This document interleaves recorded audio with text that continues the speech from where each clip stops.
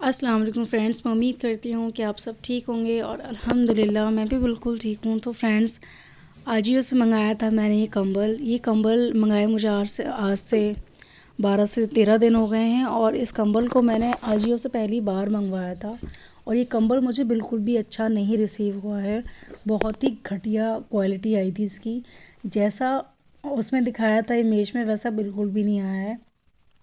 मैंने first time order किया था तो मैंने अज़हान के कपड़े भी मंगाए थे, बट वो तो अच्छे आ गए थे, लेकिन ये बिल्कुल बिल्कुल।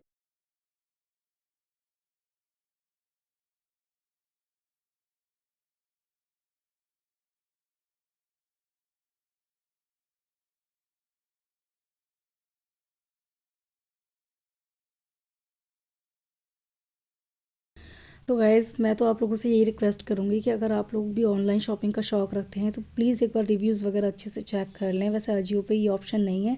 अजियो पे परसेंटेज आती है, इमेज वगैरह भी नहीं दिखती और उसमें रिव्यू भी अच्छे नहीं बताते हैं। तो इसीलिए आप जब भी ऑनलाइन शॉपिंग कर रहे हैं, मेरा मानना ये है कि प्लीज़ जो गलती मैंने की है वो आप ना करें। अच्छे से रिव्यू चेक करें और उसके बाद ही आप अपना ऑर्डर प्लेस कर सकते हैं।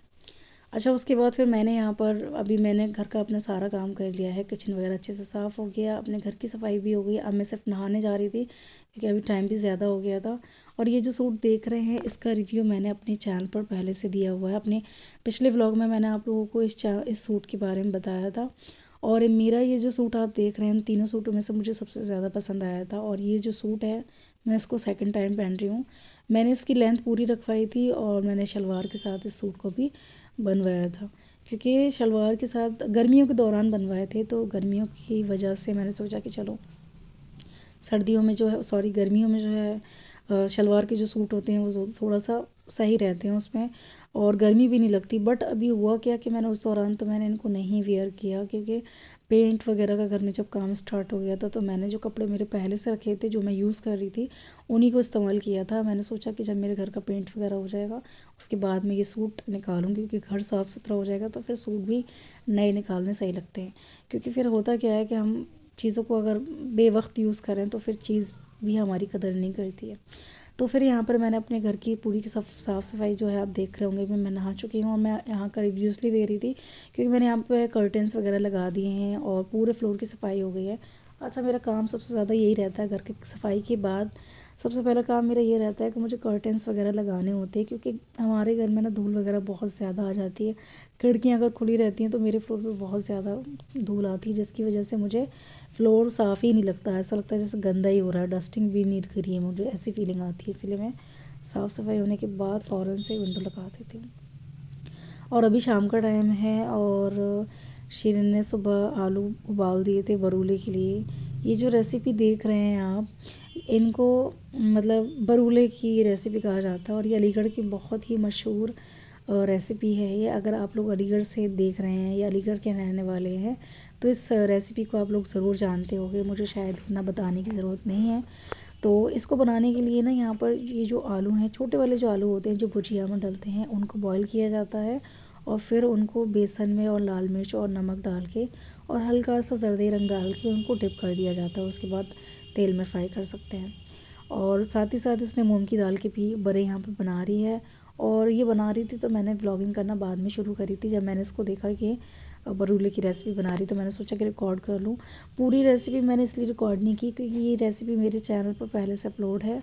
तो अगर आपको देखनी है तो आप मेरे चैनल पर जाकर देख सकते हैं इस रेसिपी को। पूरी रेसिपी मैंने आपको डिटेल में बताई हुई है, तो आप लोग ज़रूर जाकर देखें। और गाइज़, आप सबसे एक रिक्वेस्ट है, अगर मेरे चैनल पर नए हैं तो चैनल को कर लें सब्सक्राइब, साथ में एक प्यारा सा कमेंट ज़रूर कर दें ताकि मुझे भी मोटिवेट हो। क्योंकि आप लोग कमेंट करते हैं तो मुझे अच्छा लगता है, मेरी मेहनत ऐसा लगता है कि हाँ, मेरे व्यूवर्स को पसंद आ रही है, मेरी फैमिली बन रही है।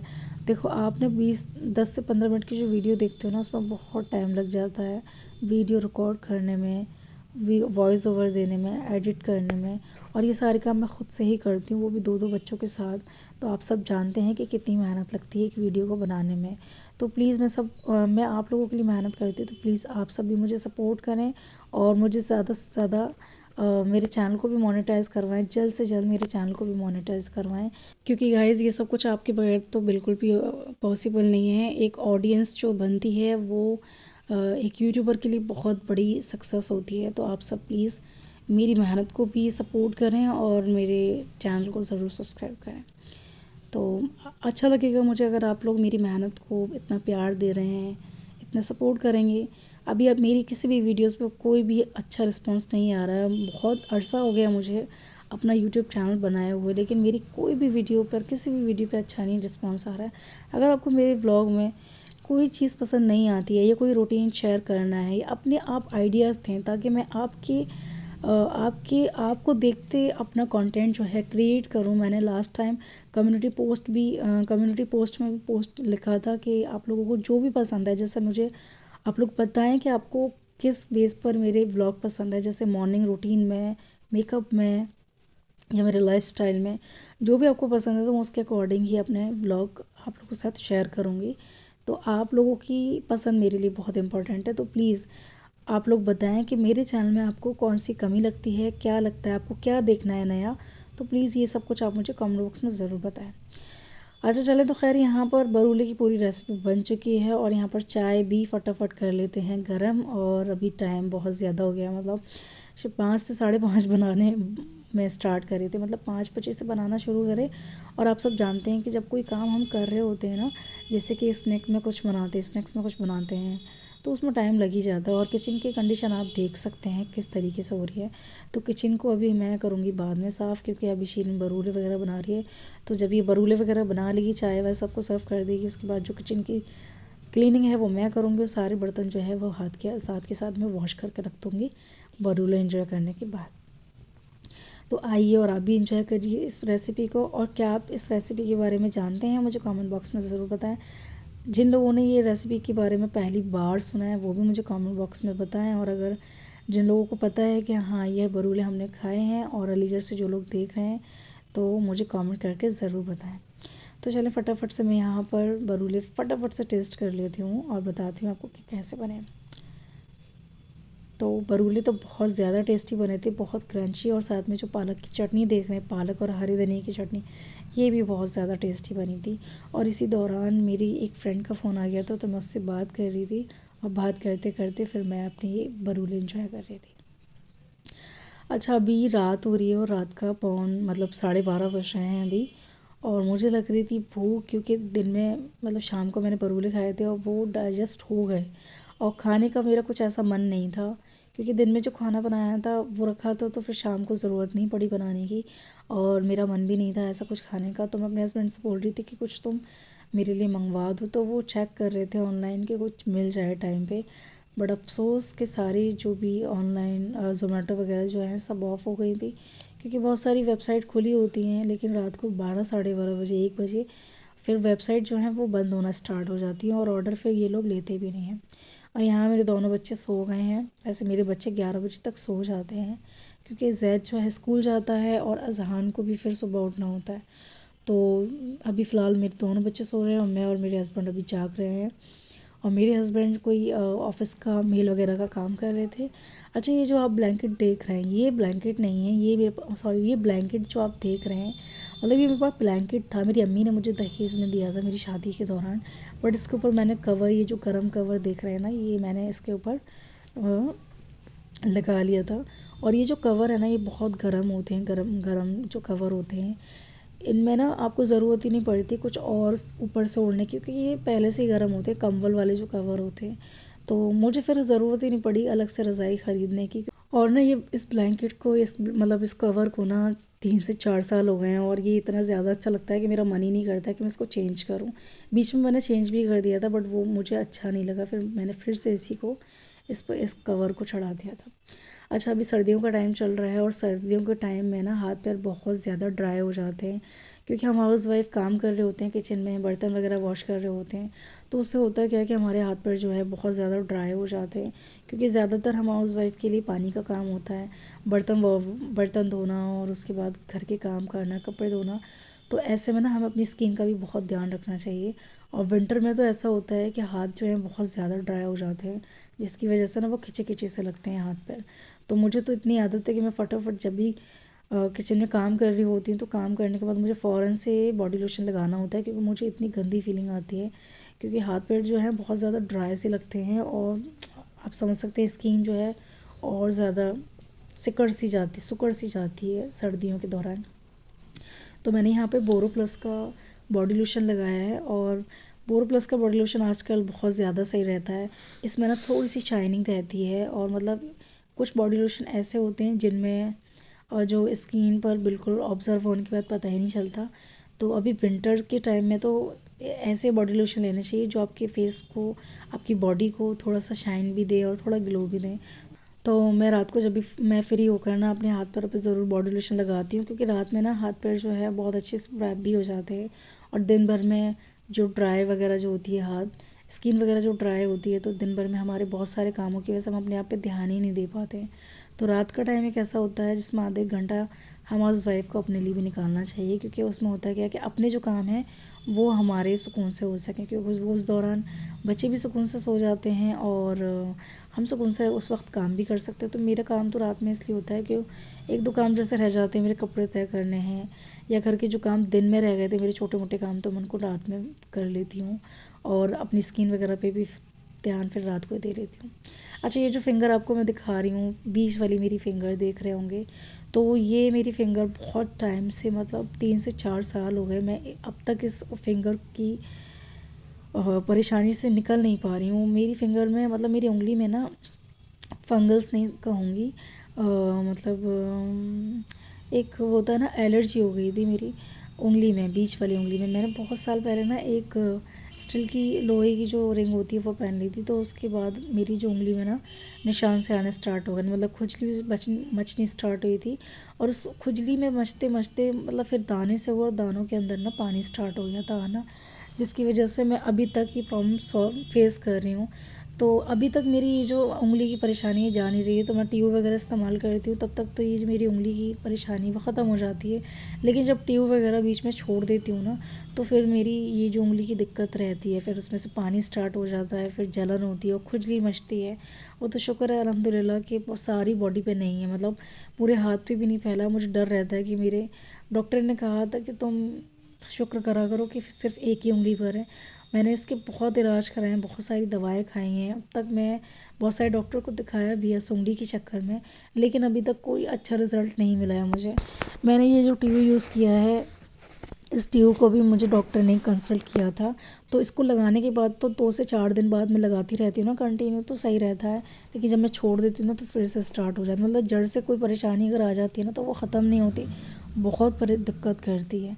ऐसी मेरी उंगली जो है, ये बीच वाली जो देख रहे हैं, ये भी मुझे बहुत दिक्कत करी। अभी भी आप देख रहे होंगे, आप इसकी हालत देख सकते हैं, ये इतनी मैंने खुजली थी, क्योंकि मुझे इतनी खुजली मच रही थी, मीठी मीठी वाली जो खुजली होती है ना, तो मेरा मतलब मुझे ऐसा लग रहा था कि मैं खुजाऊँ, मुझे मतलब रोक नहीं पा रही थी मैं। और फिर इस तरीके से हुआ क्या कि पानी भी में स्टार्ट हो गया, और फिर यहाँ जलन भी करने लगा। और मुझसे ऐसे में बर्तन वगैरह बिल्कुल भी वॉश नहीं होते, लेकिन फिर भी घर के काम हैं वो तो मुझे करने ही पड़ेंगे। अब देखो, हम अगर घर के काम नहीं करेंगे तो फिर कौन करेगा। हाउस वाइफ के जो ऐसे काम होते हैं जो इंसान को खुद ही करने पड़ते हैं, और हाउस मेकर के जो काम होते हैं वो उसके डिपेंड रहते हैं। अगर वो उन कामों को नहीं करेगी तो शायद वो काम आपके भरोसे ही पड़े रहेंगे, चाहे फिर वो आपके वो किचन में काम हो, चाहे आपके बच्चों से रिलेट करते हों, चाहे वो अपने आपके हस्बैंड से रिलेट करते हों। अब आपकी फैमिली है, आपके बच्चे हैं, तो काम भी आपको ही करना पड़ेगा, ये मेरा मानना है। मेरा एक्सपीरियंस है ये कि अगर आपके काम कोई पड़े हैं तो वो कोई दूसरा नहीं करेगा, आपको खुद ही करना पड़ेगा। मैं तो अल्लाह से बहुत दुआएं मांगती हूँ कि अल्लाह मुझे कभी किसी तरीके की परेशानी मत दिया कर। और अगर मैं बीमार भी पड़ती हूँ ना, मैं बहुत जल्दी दवा खा लेती हूँ, क्योंकि फिर होता क्या है कि मेरी बीमारी पड़ने से, जैसे मुझे कभी बुखार भी आ जाता है या मेरी तबीयत भी ख़राब हो जाती है ना, तो फिर मेरे जो काम हैं वो पड़े रहते हैं, मेरा रूम मैसी रहता है, मेरे बच्चे, मतलब मैं अगर बीमार पड़ जाऊँ तो मैं बहुत ज़्यादा परेशान हो जाती हूँ। आप शायद समझ सकते हैं, एक हाउस वाइफ जब वो बीमार हो रही होती है ना, उसके सारे काम वैसे ही पड़े रहते हैं जैसे वो छोड़ती है। तो उसके काम भी उसके भरोसे में बैठे रहते हैं कि हाउस मेकर हमारे ठीक हो और हमें फिर करना शुरू करें। खैर, अपना ख्याल हम सबको रखना चाहिए, टाइम के साथ साथ घर के कामों के साथ साथ हम सबको अपना ख्याल रखना चाहिए, क्योंकि हम एक हाउस वाइफ जो होते हैं, अगर हम बीमार पड़ जाएं तो हमारे घर भी ना, हमारे घर की हालत भी तहस नहस हो जाती है। तो इसीलिए जब भी बीमार पड़ती हूँ मैं तो फ़ौरन से दवा खा लेती हूँ। खैर, अभी मैंने अज़ान की दूध की बॉटल रख दी है, मैंने अज़ान को अभी दूध पिलाया था, अभी थोड़ी देर पहले वो उठा था। तो रात में बच्चा मेरा जो है, छोटा वाला बेटा जो है, वो एक दो बार उठता ज़रूर है, क्योंकि रात में बच्चे को भूख लगती है तो वो कुलबुलाता है, तो फिर मैं रात को 2 से 3 बार में, मतलब जब भी वो उठता है तो फिर मैं दूध पिला देती हूँ। अभी मैं अपने हस्बैंड का वेट कर रही थी, अभी आप देख रहे होंगे टाइम, मतलब 1 बजने ही वाला है, अभी 20 से 30 मिनट है अभी 1 बजने में। तो अभी मैं अपने हस्बैंड का वेट कर रही थी और मुझे लग रही थी तेज़ वाली भूख। अच्छा, मेरे हस्बैंड बोल भी रहे थे कि मैंने उनसे बोला कि मैं कुछ बना लेती हूँ किचन में जाके, लेकिन फिर उन्होंने मना किया कि टाइम ज़्यादा हो रहा है, तुम क्या ही बनाओगे, मैं तुम्हारे लिए फटाफट से बाहर से ऑमलेट और ब्रेड लेकर आ जाता हूँ। मैंने बहुत मना किया, लेकिन फिर वो चले गए थे। मैं नहीं चाह रही थी, मैं उनको डिस्टर्ब नहीं करना चाह रही थी कि वो अपना काम कर रहे थे और फिर मैं ऐसे में उन्हें भेज दूँ। बट उन्होंने बोला कि नहीं, तुम भूखी मत सो और कुछ बनाओ मत, क्योंकि एक टाइम हो रहा है इतना ज़्यादा, क्या तुम रात में बनाओगी। अब इस नेक्स्ट में ही मन था मेरा, क्योंकि कभी कभी ऐसा होता है कि खाना खाने का मन नहीं करता है, सच बताऊँ। कभी कभी बहुत अच्छी चीज़ें भी बन जाती है तब भी मन नहीं करता है, रोटी खाने का मन नहीं करता है, खाना खाने का मन नहीं करता है, ऐसा लगता है कि कोई स्नैक्स में कुछ मिल जाए। कभी कभी आपके साथ होता है ऐसा? मुझे कमेंट करके ज़रूर बताएं, क्या आप भी इस चीज़ से रिलेट करते हैं मेरी इस बात से। खैर, अभी मेरे हस्बैंड आ गए और अभी मेरे लिए ऑमलेट और ब्रेड लेकर आए हैं, और साथ में ये केचप भी देते हैं वो, जहाँ से ये लेकर आए थे। और जहाँ से ये ब्रेड ऑमलेट लेकर आए, बहुत टेस्टी ब्रेड ऑमलेट बनाते हैं, और साथ में वो बॉयल एग भी देते हैं, जिसके साथ हरी चटनी लगाते हैं, ऊपर से प्याज भी लगाते हैं, तो मुझे बहुत टेस्टी लगती है। और ये पॉलीथिन मुझसे खुल नहीं रही थी, तो मैंने अपने हस्बैंड की थोड़ी सी हेल्प ली, और अभी टाइम आप देख रहे होंगे, अभी 1 बजने वाला है ऑलमोस्ट। और अच्छा, मेरी एक कमज़ोरी है, मुझसे ना भूखे नहीं रहा जाता, मैं भूखे नहीं सो सकती। अब जैसे मान लें कि अगर मैंने जल्दी खाना खा लिया है, जैसे 9-10 बजे तक खा लिया है, और मैं रात जग रही हूँ, क्योंकि 12-1 बच्चे, मतलब 11 बजे तक बच्चे सोते हैं, और फिर आधा 1 घंटा अपने लिए भी टाइम चाहिए होता है, क्योंकि मैं थोड़ा बहुत फ़ोन चला रही होती हूँ या जो काम मेरे रह जाते हैं वो कर रही होती हूँ। तो उसमें होता है क्या है कि जगने से ना मुझे भूख लगना स्टार्ट हो जाती है, और फिर उसकी वजह से फिर मैं सो नहीं पाती, क्योंकि फिर अगर मैं ये सोचती हूँ कि अभी सोऊंगी तो फिर रात काफ़ी लंबी पड़ी है और मुझसे भूखा नहीं रहा जाएगा। चलिए, खैर, आज इस ब्लॉग को मैं यहीं करूँगी एंड, क्योंकि रात काफ़ी ज़्यादा हो रही है और टाइम भी बहुत ज़्यादा हो रहा है। आपको मेरे इस ब्लॉग में कौन सी बात सबसे ज़्यादा पसंद आई, मेरे ब्लॉग में कौन सा पार्ट आपको सबसे ज़्यादा पसंद आया, मुझे कमेंट बॉक्स में ज़रूर बताएं, अपना फीडबैक ज़रूर दें। चैनल पर नए हैं तो चैनल को ज़रूर सब्सक्राइब कर लें, अपनी छोटी सिस्टर समझ के सब्सक्राइब करें, अपनी फ्रेंड समझ के सब्सक्राइब करें, और अपनी एक फैमिली समझ के सब्सक्राइब करें, क्योंकि आप सभी मेरी फैमिली हैं तो मैं भी आपकी फैमिली का हिस्सा हूँ। तो प्लीज़ चैनल को सब्सक्राइब करना बिल्कुल ना भूलें। मिलती हूँ किसी अच्छे और नए ब्लॉग के साथ। मैं फिर से कहूँगी, अगर मेरे चैनल में कोई कमी लगती है, मेरे ब्लॉग में कोई कमी लगती है, तो प्लीज़ कमेंट बॉक्स में ज़रूर बताएं, मुझे अच्छा लगेगा अगर आप लोग अपना ओपिनियन मुझसे शेयर करेंगे तो। चलिए, आज इस ब्लॉग को करते हैं यहीं एंड, मिलती हूँ किसी अच्छे और नए ब्लॉग के साथ, तब तक के लिए अपना ख्याल रखिए। मिलूंगी आपसे फिर से एक नए ब्लॉग के साथ। अल्लाह हाफिज़, बाय।